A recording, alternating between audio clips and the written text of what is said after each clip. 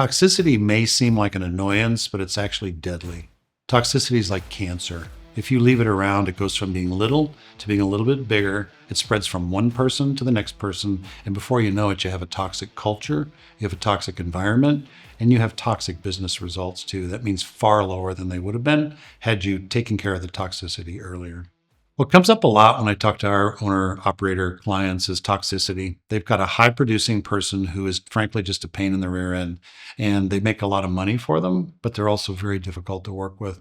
And on some days, they're making a positive contribution, and on some days, they wonder whether it's worth it or not. I'm going to tell you straight up, toxic people need to be dealt with immediately, and I don't mean in a mean way. I mean in a drawing a line in the sand way and saying, we don't want to act this way here culturally. We want to have a healthy organization. And so the kind of conversation you have with these people is what's acceptable and not acceptable in terms of their behavior. It's an awkward, difficult conversation, but the reality is, here's what happens.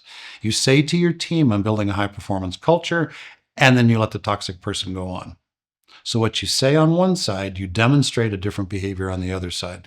If you want to have a high performance culture, you have to purge toxicity. Step one is always, can we redeem this person and bring them around to seeing how being more positive, more productive, more relational will be better for them and for the organization. If they refuse to play that game, then we have to move on from that person. And that's very difficult sometimes to do, especially in a small shop environment where that high producer, it's going to cost you something to let that person go.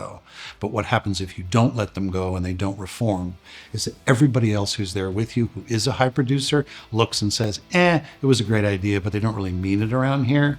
And it negatively affects everybody who's there alongside the toxic person. Toxicity is like cancer. If you leave it, it gets worse. You've got to deal with it. And it's a huge issue in our industry.